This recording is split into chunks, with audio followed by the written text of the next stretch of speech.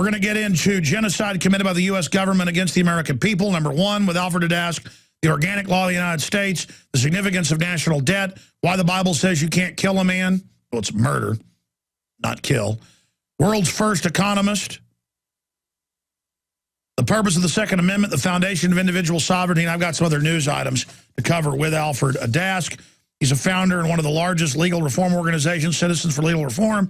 He's published the AntiShyster News Magazine for more than a decade and ran for Texas Supreme Court. And he's been a political prisoner as well. And he joined us. You heard that whole rant there as we started the hour, Alfred. It just blows me away how fast all this is moving. Your take on what I was just covering before we go to break and come back and get into all your points. You know, I can listen to you talk about it, Alex, and on one level, it doesn't disturb me. But I do the same thing myself sometimes. I get news that's coming in on the internet, and I'm sitting here in front of my computer, and I tell you, I get so angry, I can hardly see straight. It infuriates me. I was talking to a friend of mine the other day, and I said it's like walking into a topless bar and finding your daughter dancing on the stage. I don't want to be here. I don't want to see what's going on. Something I love. The United States of America is being destroyed right in front of my eyes, and I'll tell you something. It infuriates, it drives me. You know, you hear other people, it's like driving. You know, if I'm driving and the traffic gets in my way, I lose my temper. Somebody else is driving, doesn't bother me a bit. Today you're driving. It doesn't bother me the same way it does if I'm reading it myself and I say, God. And I think perhaps you understand. Maybe that makes some sense. No, it totally makes sense. And to watch the zombies laugh at us that are informed. Yeah. That can quote legal documents, that can quote history, that are informed.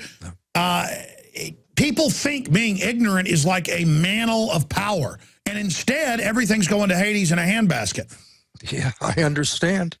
And the way out is you have to learn some fundamentals. And if you can learn them, it's almost astonishing. I'm sure you appreciate this. We are dealing with forces that they didn't just start up in the last 5 years or 10 years or even in your lifetime or mine. You start to look at this and you understand that this is so massive, it's been going on for so long. You can't put a face on it, you can't put a name on it without sitting back and saying, you know, we are dealing with spiritual warfare. This has been going on for thousands of years. This isn't news. It seems like news, but the same process has been happening. No, you're right, but it's coming to a head. The cancer is suddenly expanding, tentacles are shooting out of it. It's galloping very, very quickly. Alfred Adask is our guest, and he's done a lot of research into the globalists and the weird legalese they have, why they have to tell you what they're going to do to you first, why they follow all these strange little rules that they believe are spiritual. It's like Skull and Bones of Bohemian Grove, and we now know what type of rituals they do because I infiltrated and others have infiltrated Skull and Bones. They take it very seriously, basically like the old story of Faust and Mephistopheles. How do you trick the devil? And again, you may not believe in the devil. These people do. And they believe they're doing all these bad things, but they've got to somehow get around that. So we're going to break it down. Let's get into your first point you want to cover. Genocide committed by the U.S. government against the American people. Let's start there.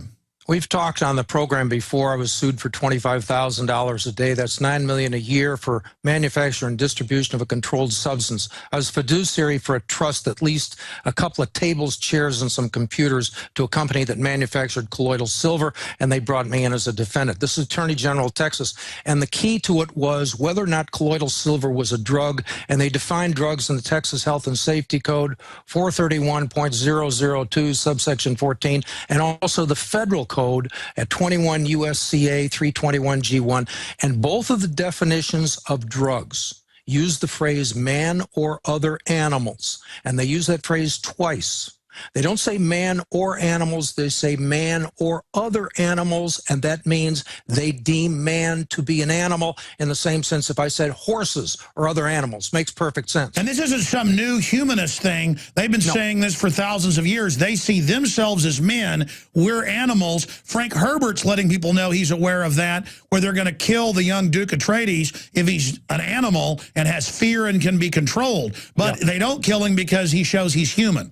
Yeah. And it goes all the way back to Genesis 1:26 through 28, where it says, on the sixth day, God created man in his image and gave man dominion over the animals. Under Genesis 1:26 through 28, I can't be an animal, and they can't pass a law that declares me to be an animal without violating my freedom of religion. And that was the essence of my defense in this case. The Attorney General had invested $500,000 and 6 years in prosecuting this case. There were 6 defendants ahead of me.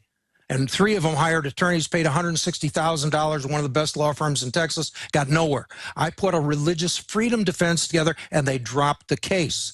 They don't want to tangle with the idea that the people are deemed by government to be animals. And the reason this is significant... They want you to opt in with all the liberals and say we don't have free will and we're an animal, because then they go, that's right, now you're dead. We have dominion legally.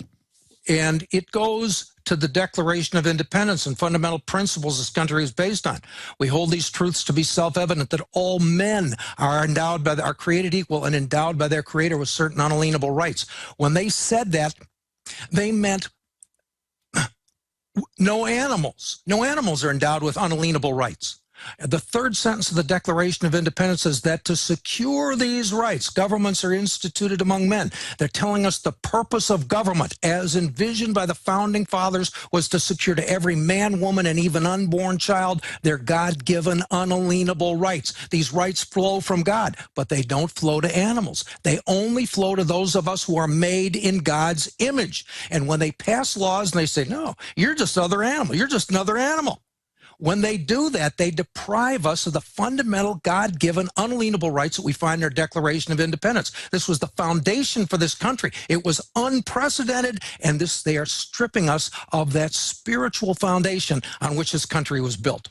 And you know what happened. The judge was probably a high-level Mason. You brought in one of their secret high-level religious rights and said, I am not an animal. I declare that I'm allowed to do, what I want. I have freedom. Now you legally were, again, back under that basic covenant. And if people don't believe in this, the globalists believe in it. They Absolutely. Follow it. And that's why they now want to make us lower than animals with the animal rights people that are funded by the transhumanists and the globalists. Not that I'm against animals, but the point is that now they want to make it where the elite speak for the animals and say that they have more rights than humans and make us lower than animals. I understand. We've had people contact me. We do our little program, a little radio program. It goes out over shortwave. We have some people listening in foreign countries. I've been contacted by one guy in England and another one in Australia or New Zealand. I don't remember.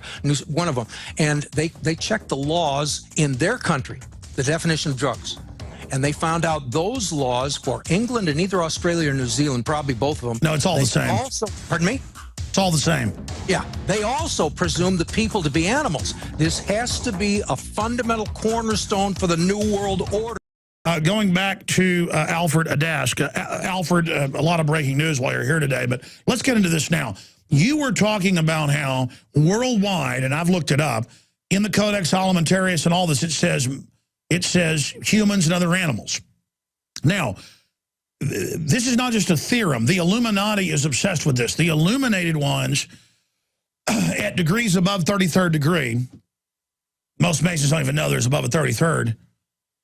And I'm not saying this is even a Masonic conspiracy. That's only one branch of this and a thing they use to gather people who they think are well-meaning to control the good guys around them. The evil wants to be protected by a bodyguard of good. It's very sophisticated. So they've got all these well-meaning men like George Washington, you name it.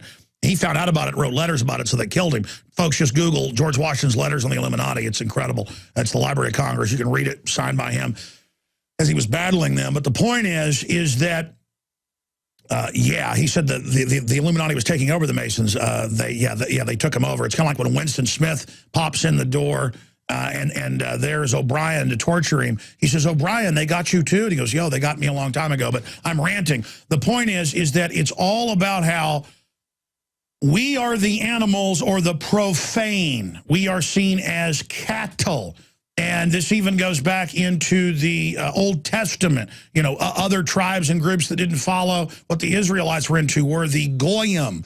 So Goyim, cattle, chattel. That's why the Constitution and Bill of Rights, and as you know, it is a title to those that were free. If you understood the riddle, they said free men. No free man will be barred the use of arms or property.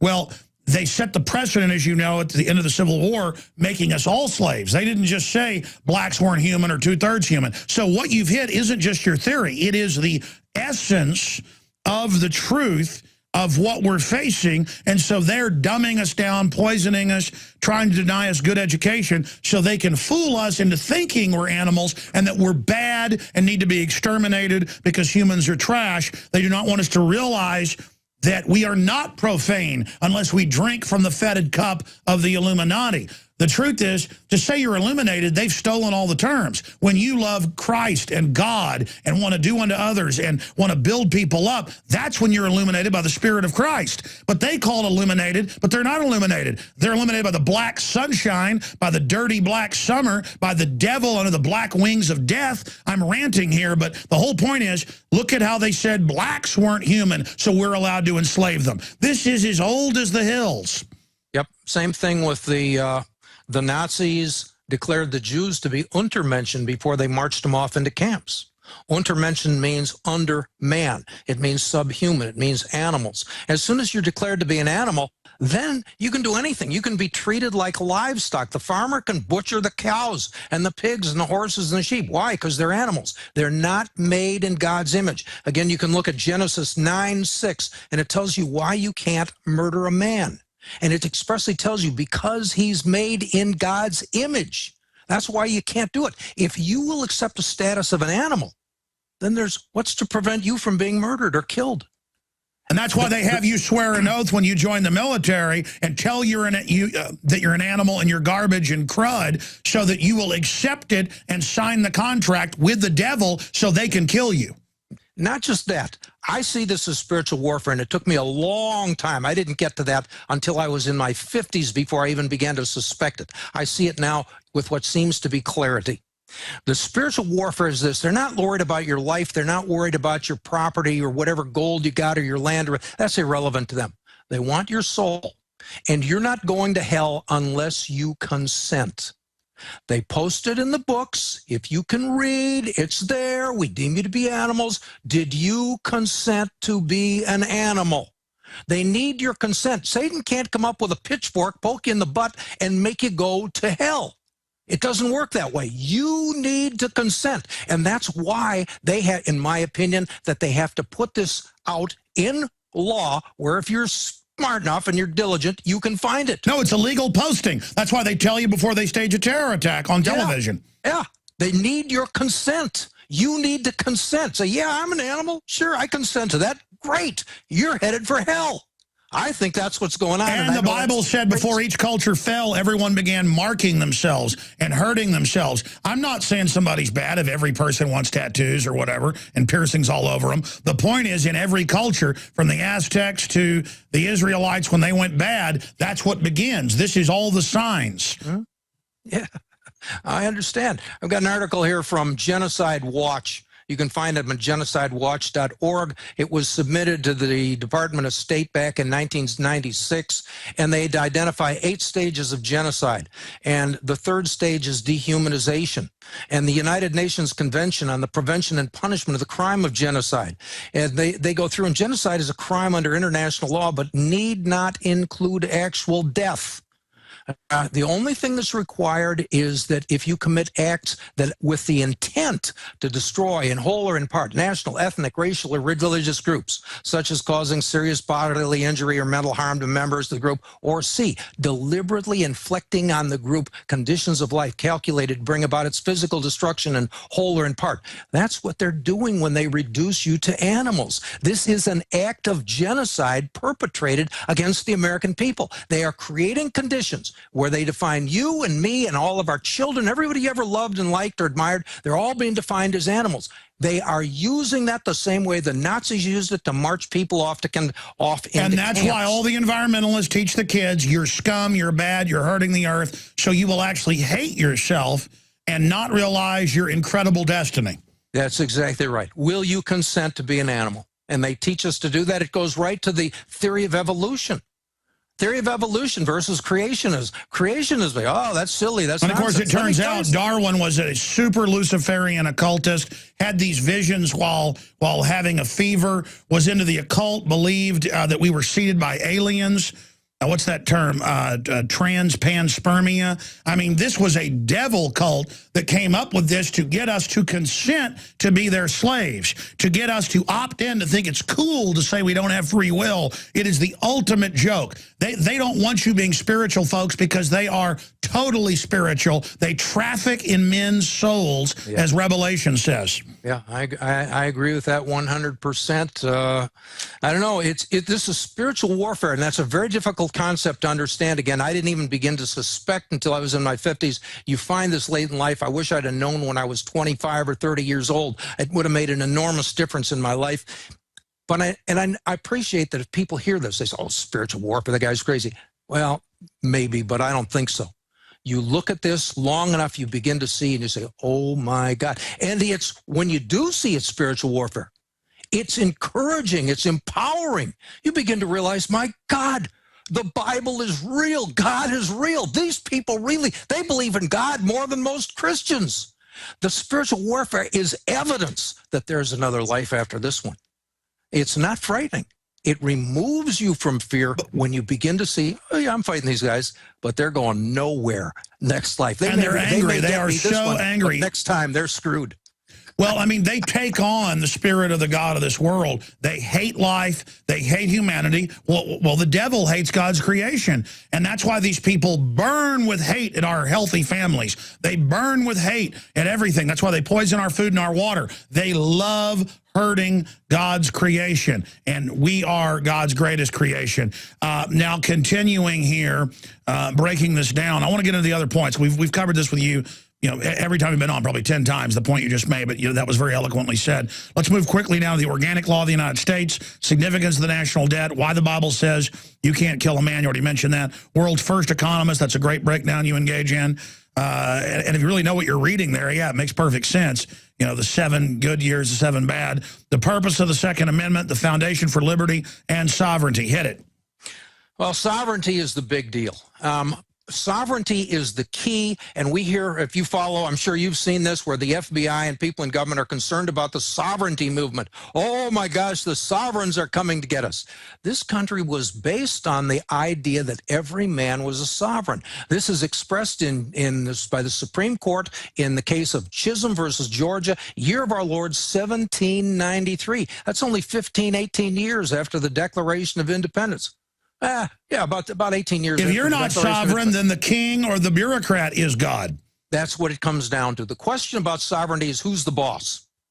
And if I'm a sovereign, and that's why the Bible's so powerful, the Old Testament. It's not saying some king is God. It's saying God and then man. You're in charge. God, in the American law form, God is number 1. We, the people, as individuals, are number 2. And government is number 3 in this hierarchy of authority. Government is intended to be our public servant because we are sovereigns, compared to the English law form that existed at the time of the American Revolution. God was number 1. King of England was number 2. Government was number 3, served the king, and the people were number 4, down at the bottom of the pecking order. And the reason they were number 4 is because only the King of England received his rights directly from God. All else were subjects because they did not receive their rights directly from God. The government fears the sovereignty movement because if people ever understand the spiritual foundation on which this country was built, they're going to have an argument that's going to be almost irresistible. Well, it's a contract. I mean, in all cultures, the devil deals in contracts. Well, so does God. We have a contract from God that we can execute. And we have turned our back, much the same as Esau. He turned his back on his birthright. Back in the Bible, he sold his birthright for a bowl of pottage. And God later in the Bible, he says twice, he says, Jacob I have loved, but Esau I have hated. And he doesn't explain in the Bible why he hates Esau, but I believe it's because Esau turned his back on the birthright. When he despised the birthright, which ultimately emanated from God, he expressed his contempt for God. He didn't know what he was doing. He was just a dumb... And see, let me raise this, because it's such a great discussion. I don't fear physical death. I fear my bloodline and my family being good people dying. I fear that that I would have evil children. I fear that that birthright would be desecrated. I mean, that's a spiritual understanding I have that no one even taught me. But I feel the birthright stretching back into antiquity, and I feel it stretching forward. Well, it's the same thing with the unalienable rights that were declared in our Declaration of Independence. That is unprecedented in Western history. It's the first time any country, at least since the time of judges in the Old Testament, stood up and said, no, all men get their rights from God. And by virtue of all of us getting our rights from God, we are all elevated to the status of sovereigns. We are relieved from being subjects, and we become sovereigns above government rather than subjects under government. And that's what the battle's all about. If you people can catch the idea of your sovereignty and understand it's a spiritual concept, and understand that if you can support this with the First Amendment, for example, your right of freedom of religion, or Article 1, Section 6 of the Constitution of the state of Texas, or whatever state you're in, there's a guarantee of freedom of religion. You have access to these God-given unalienable rights. You can also claim them under the 9th Amendment, which guarantees the rights that are not declared in the Constitution. There's still, if people still retain those rights, declared right there in the Declaration of Independence, those God-given unalienable rights, they're right there if you know how That's to. That's right. Courts can't take them. You can get them. Courts can say that black people aren't human, but if folks stand up and say, I am a human, they are. I mean, so much of this is a bluff. That's why they're so scared of it. And again, it has to be this way because they're fighting for, in my opinion, because they're fighting for our souls. They don't care about your money. They don't care about your house. They want your soul. You must consent. That means you have a choice. All right? You can say yes. You can say no. Choose this day who you will serve, God or mammon. Where are you going with this? Your choice. You take responsibility for the choice. And they're saying just because you're ignorant is no excuse. Ignorance is no excuse in the eyes of the law. It might be an excuse in the eyes of the Christian faith, but again, ignorance certainly under the Old Testament didn't excuse anything. Well, Christ did not come to abolish the law, but to fulfill it. I know it's a gray area or murky or whatever, but nevertheless, they need your consent. They're not just going to force you in. You have to consent. And if you have brains enough and you have sufficient courage and perhaps sufficient blessing, you can make these arguments, and perhaps they'll succeed. In my case, they did in one instance. It doesn't mean that I could try it again. Well, that's why we shouldn't just roll around like victims and say the whole world's corrupt, there's nothing we can do. Yeah, if we give up and let evil occupy everything, but good has the real power. That's why they want to keep us clamped down and tell us we have no power all day, because truth and liberty and freedom is infectious and people desire it. And once people get a taste of it, it's what fulfills. And once we start acting like sovereigns and have that confidence, then we build up humans, and humans then become stronger. Everything we said came true. Everything we've done has been right. Alfred Adask will be with us 20 minutes into the next hour. We continue to have this nice banner back and forth, just reaffirming our own thoughts and ideas, integrating the information, because we're not just here agreeing with each other, we're affirming that, yes, that is what we've discovered, that is what we found. But it's everywhere in culture, it's in every culture. This is the Illuminati secret. They're saying they're humans, we're animals. Well, let me give you a news flash. I'm not an animal. And they're trying to turn us into dumbed-down animals just so they can live this dream. These are horrible people. I'm going to break that down after Alfred leaves us and hit a bunch of the other news. But they're setting the precedent to poison our food, our water, to do unspeakable things. Tell the story quickly, because it's so important, of the world's first economist, Joseph in Genesis. This is important. Yeah, Joseph, this is an amazing thing. I saw this probably about 10 years ago for the first time.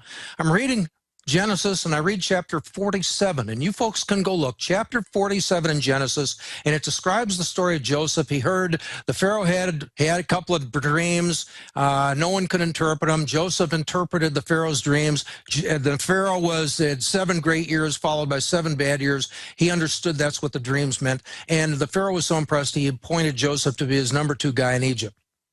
The 7 years came along, and Joseph stored up grain. We all hear that story. Stored up grain. And then he'd have grain to give the people during the 7 bad years. And that's the way the story was told to me in Bible school. I remember it back when I was a little kid. Oh, Joseph, he was such a great guy. You read chapter 47 of Genesis, and it tells you in the first year, after they started the shortage of food, famine. As soon as they started the famine, first year the people came and they said, why should we die? You got grain, why should we die? And Joseph said, I will give you grain for a year, provided you give me all of your money. And the people did. They gave him all of their money. And then Joseph took all of the money and he put it into the Pharaoh's storehouse. He didn't leave it in circulation. He crippled the economy where the people were not able to work their way through the famine by removing the money. This is interesting because they took the gold out of circulation in this country in 33 and the silver in 1968. They removed our money too. It's an interesting coincidence. Second year, people come back in the famine and they say, we're out of grain. We don't have anything to eat. Why should we die? And Joseph says, I will give you grain, but you got to give me all of your cattle. And the people say, okay, we'll give you all of our cattle. The means of production. They gave all of the production to Joseph. He gave it all to the Pharaoh. Third year, they come back and they don't have any food. And they said, why should we die? And Joseph says, I'll give you food and I'll give you grain to live for another year if you sell yourself. You sell your land and yourselves into bondage to the Pharaoh. And the people said, what the heck? Such a deal. Why should we die? They sold themselves into bondage. Joseph enslaved the Egyptian people to the Pharaoh. Prior to Joseph, the Pharaoh was there kind of like a TV evangelist. People would pay attention to him, but he didn't run and own the whole country. Joseph put the whole country under ownership and control of Pharaoh. And that's very interesting when you hear the story of the Jews later on being put into bondage by the Egyptians. And the Jews, oh, this was so unfair. Wait a second. Joseph, the first Hebrew down there into Egypt, he put the Egyptians into bondage. But the point to this is Joseph understood economics well enough 3,000 years ago where he could put a whole nation into bondage. It's right there in the Bible, chapter 47 of Genesis. Read it. And it's there, and you'll see. And I'll guarantee that 99% of the people in your audience have never heard this before. No. That's why the Old Testament is a weapon system. People perish for lack of knowledge. They don't know. They think, oh, reading old history stuff. They have no idea. I talk to executives. I've talked to billionaires who aren't that smart. They just got in a niche or a position there. It is incredible how dumbed down people are. They're like animals. They just don't have the ancient knowledge that the ancients developed. It's all waiting for us. TSA workers perform bag searches at RNC. Hey, listen, witch, how about you're an animal? You look like a pig. I'm not an animal. My family isn't an animal. You're an animal. I tell you, these evil people are the real animals. That's why they want to call us animals. The Conspiracy of an Empire, a letter to those that serve the system, planetinfowars.com article. We promote a lot of those to the Infowars.com and PrisonPlanet.com, PlanetInfowars.com, our social network. Civilians told not to fear blackouts or Blackhawks over Minneapolis in the dark of night. That's all conditioning. That's all of it and more at Infowars.com. Foreign policy editor throwing a fit over growing resistance to Agenda 21. Yeah, that's a Washington Post publication. The New York Times is freaking out. They're freaking out. Alfred, I wanted to ask you that question. Why do you think everything's moving at hyper speed now, where they're just on the news going, hey, world government? You know what? We'll answer that after the break. Finish up in this brief, short segment, long segment coming up with the story of Joseph. Any other tidbits you wanted to hit? Well, Joseph, I don't know. We pretty much hit it. I mean, it's just a question. He captured a whole nation and put them in bondage to the Pharaoh. And the people consented all the way, and they even cheered. They said, hooray, Joseph has saved us. No, he didn't. He took those people from freedom. And that's the story now with the bankers engineering the collapse, then posing as the saviors. Yeah, exactly. Exactly. And it's 3,000 years anyway since the time of Joseph. And how many people have, it's right there in the Bible. How many people know it?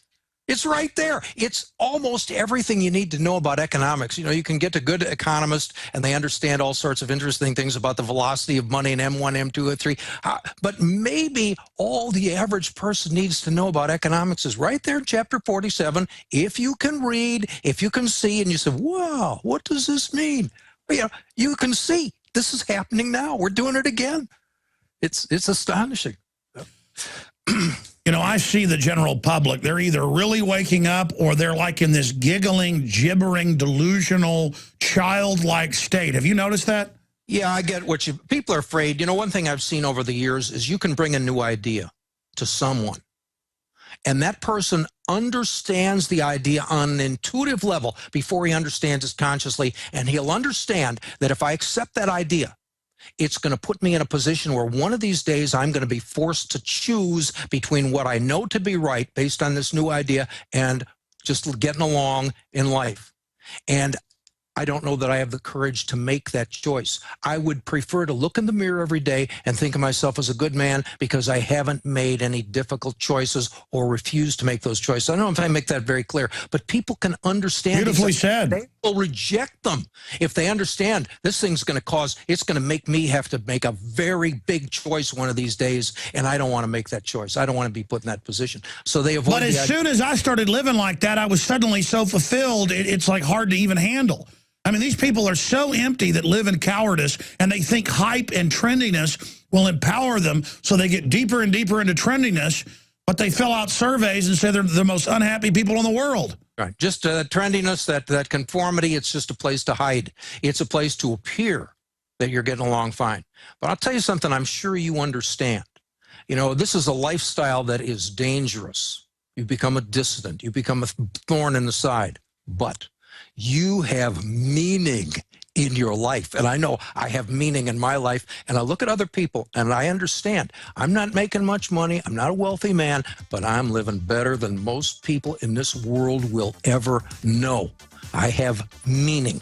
And well, you have your mind. You're not being chumped. You're aware. You know how things work. It's just spiritually, it's fulfilling. That's what matters. You're satisfied. All right, one more segment with the always informative Alfred Adask. He joins us right now for a final segment, adask.wordpress.com, Adask spelled A-D-A-S-K. Again, I am Alex Jones, your host. We've got big news coming up in the next segment after he leaves us. And then I want to break down why no one should serve the New World Order. I mean, even if you're an evil person, you're crazy to serve this New World Order, this global corporate anti-free market government that is eugenics-based. Alfred, the question. Studying this, publishing the AntiShyster for over a decade, researching it, having 60 Minutes demonize you. I mean, you've got your finger on the pulse out there of what's going on over the years. I see a huge awakening. Either people are getting more awake and speaking out, we're seeing it everywhere, or they're getting more dumbed down. But how do people, national news, come out and say Jones is crazy, he thinks there's a global government being established by megabanks, when all over the news they say global government's being established by megabanks? Aren't we lucky they're taking over? But simultaneously, the Southern Poverty Law Center, ADL, says it doesn't exist and I'm evil. Why do you think they're moving so quick right now? They're desperate. When during the invasion of Iraq, Bush Jr. got bogged down. They went in and they gave him a dose of shock and awe, and they thought this whole thing would be over in 90 days. We had mission accomplished out there on the aircraft carrier and so on. Turned out we got caught up in there for 8 or 9 years.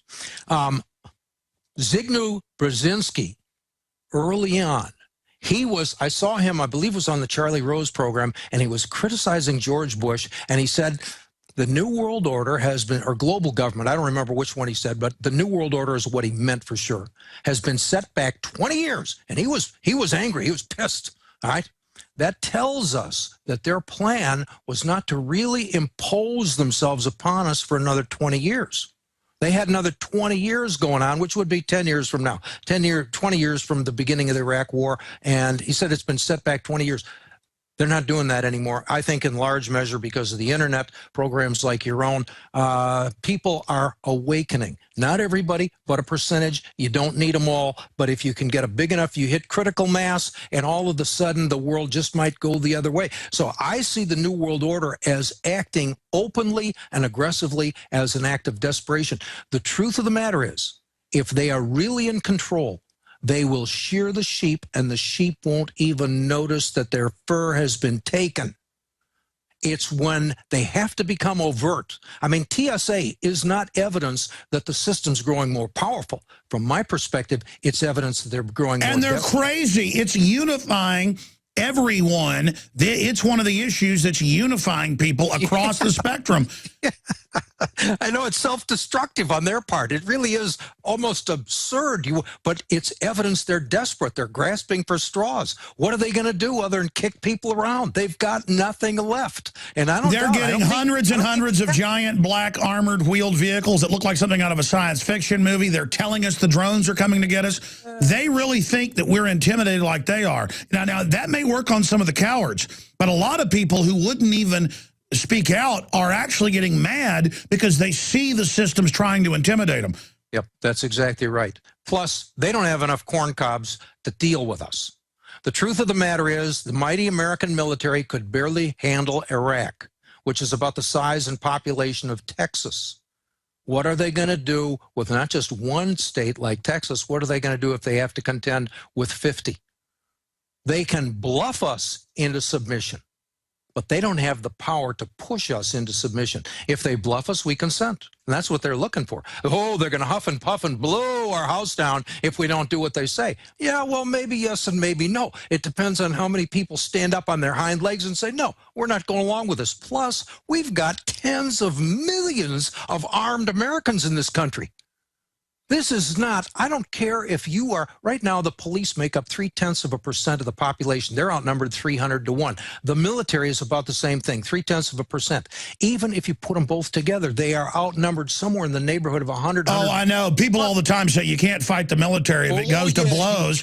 I mean, it'll be like trying to get a hunting permit for unicorns. I mean, it would be so hard if everybody tried to go out and bag one. You couldn't even find one. Yeah, you'd be fighting among themselves. No, I get to shoot. No, I get to shoot. You know, I mean, if you're fighting, if you're outnumbered 100 to 1, I don't care what kind of weapon you have. If your 100 adversaries, if all they have are bricks, you get 100 bricks coming in on your position at the same time, and I don't care if you got a 50 caliber machine gun. You may get a bunch of that 100 people, but you're going to die under an onslaught of bricks and stones and bottles.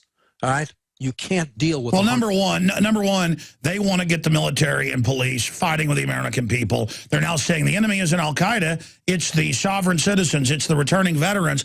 I see us winning the info war with police and military now in a big way, because everything you talked about 20 years ago, everything I talked about 17 years ago, it's all come true. So we have a lot of credibility. They're not stupid. They see what's happening. And now this new Army report where they're teaching the military that the Tea Party is going to link up with Al-Qaeda. I mean, the criminal bankers are trying to now say the Tea Party's Al-Qaeda. The police know that's ridiculous. They know. So it's tiny foreign offshore bankers, only a few thousand of them total, trying to get us to kill each other. That's how they're going to try to win. I understand. And the truth of the matter is the police have far more in common with the people than they do with the government. They are functioning as knee breakers for the mob that runs this country. That's what they're being encouraged to do. But the truth is they have far more in common with the ordinary people than they do with the people that they're taking orders from. And in the end, their masters, people giving them orders, say, why don't you and them fight? Why don't you get killed? We'll wait over here. You go get killed. You know, I mean, as a police officer, you got to look at some of this stuff and say to yourself, you know, this is crazy. They're asking me to fight against hundreds of American people, and I don't really have a personal gripe with them. Well, that's right. And expanding on that, that's why they're racing to autonomous drones and autonomous robots, basically an 18-wheeler that pulls up at your house and dumps a bunch of robots out of the back. That's what they've already got. They want to go to an automated system, but that's a decade off till that's really totally feasible. And even then, it's not like we're going to run out and fight the robots on their turf. You know, this is going to go into a guerrilla war if we get to that point. And I'm trying to avert that. But what do you think about the attempts of the globalists to track everything, to digitize, to predict the future with their computers, which they already admit they can do to a great extent when we use their systems and they can track us, and to go to the machine-based system so they don't have humans that can refuse orders? Well, here's the problem. They're going to have central control systems on this. If you've got all these robots or whatever it is you're going to put out there, drones, I guarantee you You put drones up over Dallas, Texas, there's going to be one place where half a dozen or 50 people sit down and control the drones. There's going to be one target. All right? They've got centralized control on these things. The drones don't think for themselves. Neither do the robots. Somebody's sitting back in a room full of computers. No, but that's the problem. They've already got autonomous. They're going to be satellite-based. And that brings us to the next deal. They can launch false flags with these drones and blame other governments or people with it. It's a nightmare situation. That was a drone attack on 9/11. Well, I understand. Airplanes allegedly did things that airplanes can't do. What can you say? Well, I mean, all the calls that were real off airphones, not the fake ones the FBI admit were never made by the Solicitor General's wife. I mean, it turned out it was fake. That's like Associated Press. The real calls were, there's gas, I can't breathe. They just had guys that were in a drill. We know they work for the government. They nerve gassed everybody on board, and a computer took over. And it's just incredibly diabolical that they did that. Well, every bit of this is diabolical. You look back on this, for example, we talked about this man or other animals thing. I harp on it on a regular basis. First instance we found was the 1906 Pure Food and Drug Act. They defined food and drugs in terms of man or other animals. This is not an accident. This is evidence. This has been going on for a century. It's been in our law. They said black people weren't humans, and that's why they could kill them or use them as slaves. This is thousands of years old. This is 4,000 years old. Yeah, that's exactly right. And again, this is spiritual warfare. That's what we're engaged in. And I say, hooray. Once you get that, you understand this is great. I mean, this is great. But you're not going to get the ammo you need at the 501c3 churches. Well, it's going to be a dangerous time. But if you really believe, if you think there's another life coming, hey, spiritual warfare is fun. I know it's scary. I don't mean to understate that. I don't mean to, mistake. No, I understand. When you actually tap into God, this all becomes fun. Yeah, I mean, even bad stuff becomes fun because you're doing the right thing. That's exactly right. That's exactly right. And it removes that sense of doubt. It removes that sense of personal fear and anxiety. And all of a sudden, hey, I'm good to go. Well, the globalists in the videos we've gotten from Homeland Security training, they go, and these people are committed, and they're never going to back off. So you better watch them, and they're all scared of us in these meetings. They believe, they stand for something. Well, I mean, what do you guys believe in? Like, you serve a bunch of foreign banks that want to abort little kids and stuff? I mean, it's sick. You know how stupid this is? There are reports from Southern Poverty Law Center that estimate there's 300,000 members of the sovereignty movement, whatever that is, in the United States. And the FBI says there have been 6 homicides since 2000, in 12 years. There have been 6 homicides that have been linked to sovereigns. It didn't even say that these sovereign people... But we're the _1 threat. Well, here's the problem. The homicide rate in this country is 17 per 100,000. If there are 300,000 sovereigns, we should be killing at least 17 people, 3 times that, 50-some people every year. And in fact, they can only point to 6 in 12 years. It indicates that we are orders of magnitude less violent than the ordinary people. That's the implication, and these are the numbers they... That's right, but we're smarter and know how to navigate with our words is what's happening. That's the problem. I'm a dangerous man. Do you know why? I've got 12 dictionaries. I've got 7 copies, 7 different versions of the Bible, and that's hard copy plus what I've got on the computer. That makes me a dangerous man. I can read, I can write. I am dangerous. Well, you've got the Bible, man, and right there, like you said, it's all right there. That's why they make fun of it all day. They're scared you're going to get in it. Visit infowars.com and prisonplanet.com. When you're on the site, you can also tune in 24 hours a day to my daily radio broadcast. There's also a free iPhone app to listen to the syndicated radio show when and where you want.